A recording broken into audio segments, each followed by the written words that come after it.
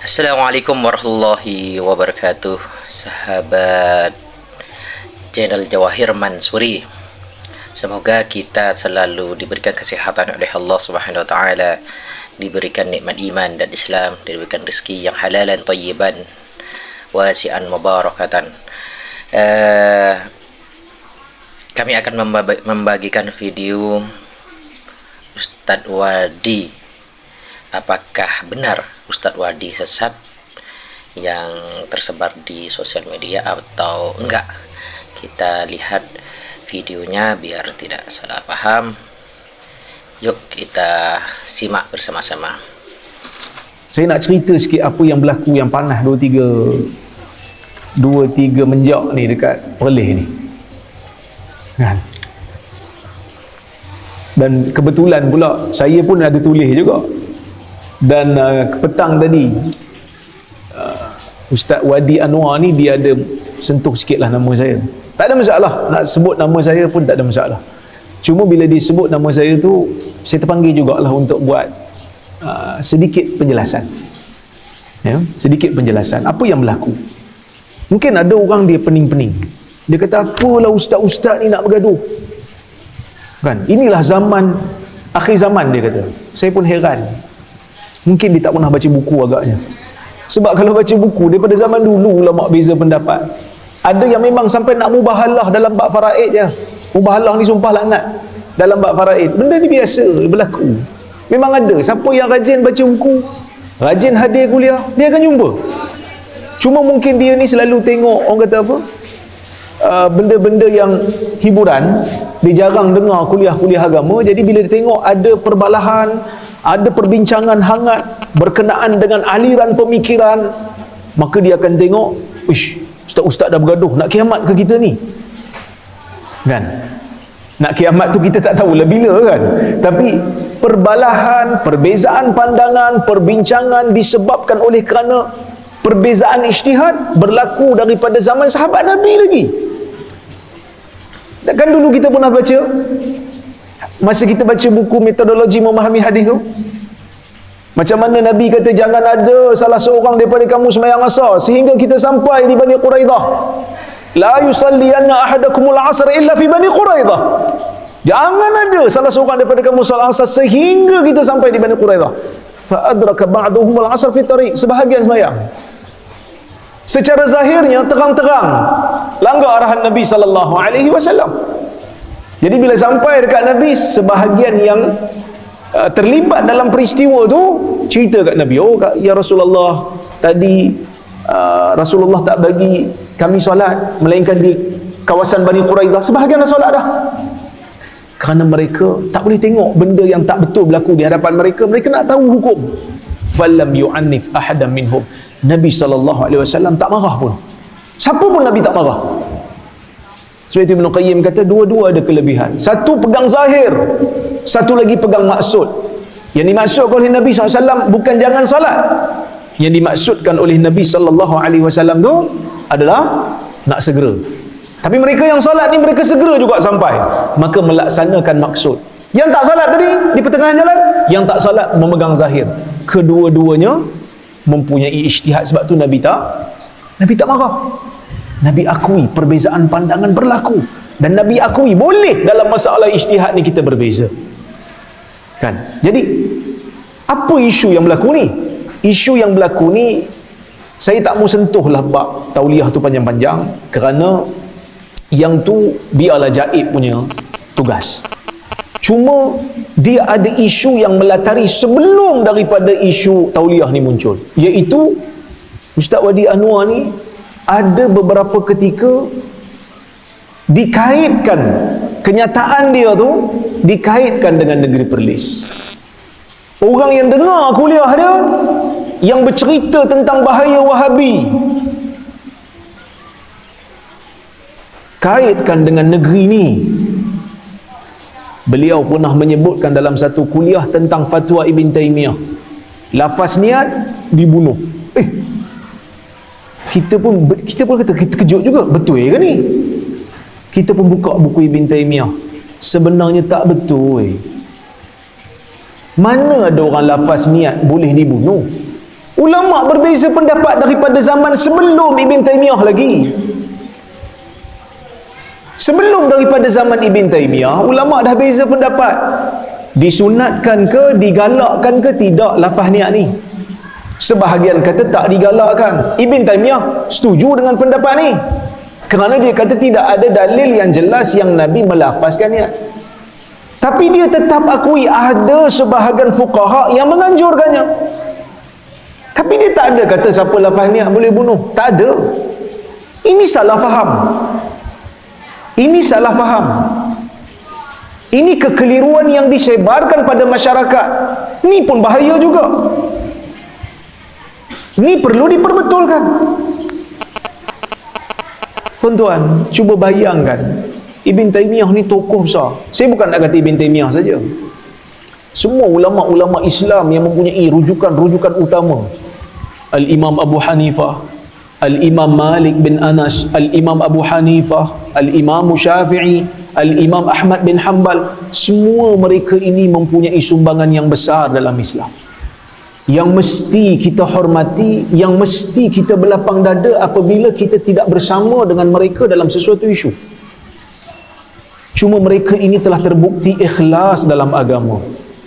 Ketika mana Al-Imam Zahabi rahimahullah menceritakan tentang Qatadah yang sedikit terpalit dengan kesilapan dalam masalah akidah, dia kata apa? Dia kata Qatadah ni sumbangannya besar, kebaikannya banyak, anak muridnya ramai. Maka cukuplah itu sebagai satu perkara yang boleh kita berlapang dada dengan dia. Mungkin kesilapan dia dalam masalah akidah tu kerana dia nak tanzihkan Allah, nak bersihkan Allah daripada sifat makhluk menurut pandangan dia. Begitulah sepatutnya kita baca bagi betul. Jangan baca daripada musuh Ibn Taymiyah. Bila ada sesuatu perkara yang pelik, lafaz niat boleh kena bunuh, kita patut rujuk dalam kitab Ibn Taymiyah sendiri. Saya pun rujuk. Bila saya rujuk, kan, rupanya yang ditanya pada Ibn Taymiyah tu isu lain, bukan lafaz niat. Al-jahru bin niyah, bukan talaffuz bin niyah. Al-jahru bin niyah, menzahirkan dengan kuat suara lafaz niat. Macam solat jahar, ganggu orang yang bersolat di sekeliling. Lepas tu dalam soalan tu dia kata, siap ditanya lagi. Bila ditegur, dia kata agama ni setiap apa yang kita suka, itulah agama. Ibn Taymiyah kata orang yang seperti ini wajib diajar kepada dia tentang ilmu Islam. Mana ada digalakkan kita sebut kuat-kuat macam kita baca Fatihah tu. Kan solat jahar, kan kita dengar imam tadi, Ustaz Ajwad baca tadi, itu jahar. Jahar macam tu lah, kuat sungguh. Wajib diajar dulu. Jika tidak, jika dia berkerah, barulah dibunuh. Maksud dia suruh ajar dulu. Dibunuh bukan hanya sekadar dia kuatkan, tetapi dibunuh sebab dia telah menambah satu benda dalam Islam. Sebab dia sendiri kata menguatkan suara dengan niat ni wajib. Tengok dalam kitab Ibn Taymiyah, dia jawab soalan, orang tanya soalan macam tu. Jadi bila kita jawab, orang kata kita cari gaduh. Sedangkan kita disuruh untuk membela orang yang dizalimi. Sebab tu kita nak, sebab bila Ustaz Wadi sebut tentang Ibn Taymiyah, tentang fatwa yang sebegini, orang mula kata Ibn Taymiyah pengganas. Orang yang dengar kuliah seperti ini, kuliah dia bukan dia seorang sebut benda ni, ramai lagi. Sebahagian daripada pelajar Al-Azhar pun ada sebut benda ni. Orang mula kaitkan Ibn Taymiyah dengan pengganas kerana benda ni. Orang mula percaya. Jadi kita yang tahu, kita disuruh untuk bela orang yang dizalimi. Ibn Taymiyah dah meninggal. Bukanlah semua benda kita setuju dengan pendapat Ibn Taymiyah ni. Ada yang kita tak setuju pun. Ada pandangan-pandangan dia kita kurang setuju. Tapi yang ni kekeliruan. Ni silap faham. Kena bagi betul. Ustaz Salman ada buat video jawab. Ustaz Salman buat beberapa siri untuk jawab kekeliruan Ustaz Wadi Anwar ni dalam isu ni. Ada video, tapi tim Ustaz Wadi claim copyright. Kalau tak silap saya, Sobri bagi tahu saya. Ni Sobri ada depan ni, saya bukan cakap seorang-seorang ni, ada orang depan ni. Tuan-tuan gelak buat sikit. Saya kira orang tak percaya dengan orang ke depan. Sobri bagi tahu saya, dia kata video Ustaz Salman tu diklaim copyright, di strike copyright, dibawa turun, tak dapat nak disebarkan sebab kita gabung dua video, satu video Ustaz Wadi, satu video Ustaz Salman. Jadi tim Ustaz Wadi ni diklaim copyright sebab video dia digunakan, so diturun. Jadi kita tertanya-tanya, kalau betul nakkan keikhlasan, buatlah dengan cara yang gentleman. Seperti mana engkau boleh bebas menyatakan pendirian kau yang pada kita salah, pada kita keliru, pada kita kenyataan itu menzalimi bin Taimiyah. Sepatutnya kau kena berlapang dada bila tersilap. Tapi buat diam. Setakat ni saya tak tahu ditarik balik ataupun tidak. Kita tak tahu ditarik balik ataupun tidak. Kita bercerita tentang kiamat, tentang pembersihan jiwa, tentang dosa yang membahayakan. Kadang-kadang kita kena tanya diri kita, aku ni betul ke tak takut dengan dosa? Orang dah mati aku sebut benda yang bukan-bukan tentang dia, menimbulkan kekeliruan kan. Jadi benda itu yang pertama lah. Yang ini sekali. Kemudian cerita, ada satu video dia mengatakan Firaun ni ada menara 15 km tingginya. Video ni 15 km menara Firaun ni tersebar. Sebahagian daripada netizen yang mendengar video ni mula bertanya, betul ke 15 km? 15 km ni jarak dia jauh. Macam mana orang nak bina 15 km ke atas? Oksigen macam mana? Zaman Firaun tu ada ke topi yang kasawan tu? Sejuk yang ekstrim, naik tu Everest berapa tinggi? 7,000 meter, baru 7 km kan? Saya tak tahulah, ini kalau silap, sila kecam haji ya, jangan kecam saya. Tapi Gunung Everest tak sampai 15 km. Ramai juga yang mati nak pergi naik atas tu kan, kena frost kan, ramai yang mati. Ni 15 km. Orang persoalkan, betul ke ni? Tapi sebahagian daripada yang menyokong Ustaz Wadi ni, oi bertahan, hang Wahabi mana hang tahu? Dia pula nak pergi bela benda yang dia tak tahu. Lah kali Ustaz Wadi tarik balik. Bila tarik balik, saya dengar video dia masa dia tarik balik tu, tapi dia tetap kata mencari-cari aib orang, mencari-cari. Dia kata banyak kebaikan, tapi yang dicari-cari yang bukan cari, dah orang share video tu, kami tengoklah. Benda yang telah nyata tersilap, kita tegur lah. Dan tegur kesilapan salah ke? Tugas pendakwah, ajak orang buat baik, cegah orang buat benda mungkar, dan kalau ada benda silap tegur. Itulah kerja pendakwah. Maka kita tegurlah salah ni. Sebab agama ajar kita untuk jadi kritis dalam masalah dunia ni. Kita pun heran, 15 km macam mana boleh cerita benda tu? Zaman dulu pula tu. Maka perbalahan berlaku lagi. Dia yang sebut silap, geng W juga yang salah. Disebut dalam video tu. Dia sebut geng W. Yang saya terimalah. Kemudian timbul pula isu sujud, tangan dulu ke kaki dulu? Tuan-tuan turun sujud, tangan dulu ke kaki dulu? Lutut dulu. Dia kata tak tahulah Ustaz, kami pun tak ingat. Benda ni jadi isu sebab dalam satu ceramah dia disebutkan tentang satu negeri. Dia tak sebut negeri apa, tapi satu negeri dia kata buat satu macam peraturan ataupun atur cara ataupun tata cara, imam ataupun orang yang salat kena turun tangan dulu. Lepas tu dia persoalkan lah, ini bukan mazhab kita. Pertama tuan-tuan, saya nak bagi tahu, benda ni tak perlu jadi polemik pun.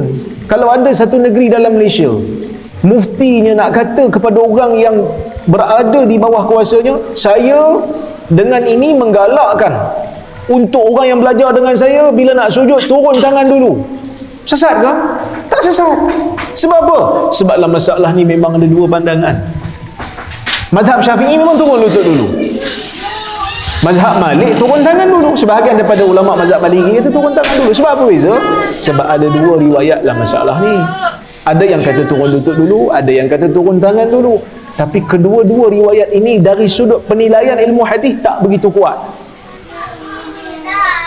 Sebab itu ada sebahagian fuqaha kata terpulang nak turun tangan dulu ke lutut dulu. Jangan tak turun sudah.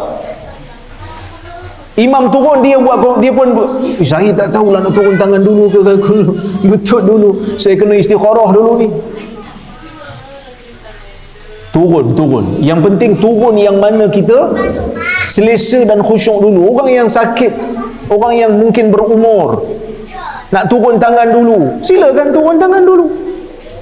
Ada orang dia sihat, dia mungkin nak turun lutut dulu, silakan. Isu ni tak perlu dibawa untuk jadi polemik. Orang yang dengar kuliah ni mula mengaitkan dengan Perlis, sehingga kan Jabatan Mufti Perlis keluarkan satu kenyataan menafikan. Kita nafikan, mana ada kita wajibkan ataupun kita letakkan sebagai satu paksaan, tak ada. Kita nafikan lah. Sebab ada orang faham macam tu.